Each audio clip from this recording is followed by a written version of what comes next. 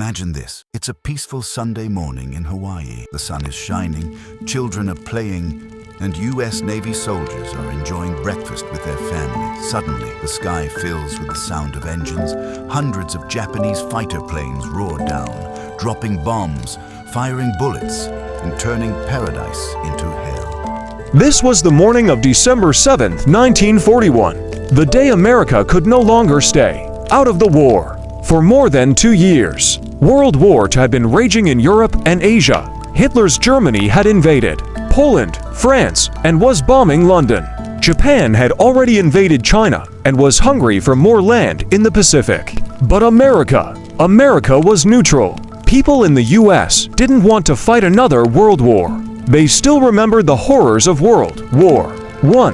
The Great Depression had just ended, and citizens wanted peace, not war. Still, President Franklin D. Roosevelt knew, sooner or later, the US might be dragged into the fight. But nobody expected it to happen the way it did.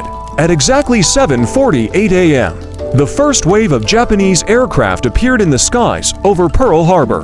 183 planes dived down, targeting battleships, airfields, and military bases. Within minutes, bombs exploded across the harbor. Battleships like the USS Arizona and USS Oklahoma were hit so badly that they sank with hundreds of sailors trapped inside. American pilots rushed to their planes, but most aircraft were destroyed on the ground before they could even take off. In less than 2 hours, over 2,400 Americans were killed, nearly 1,200 wounded, and the mighty Pacific Fleet was crippled. For many Americans, that day was unforgettable.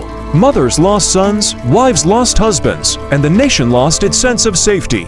The United States had been attacked directly on its own soil, something that had never happened before in modern history. The very next day, President Roosevelt stood before Congress. His voice was firm, his words unforgettable. He said, December 7th, 1941, a date which will live in infamy. He wasn't just speaking to Congress, he was speaking to the entire American people. And the people responded with anger, with unity, with determination. Within hours, the US declared war on Japan.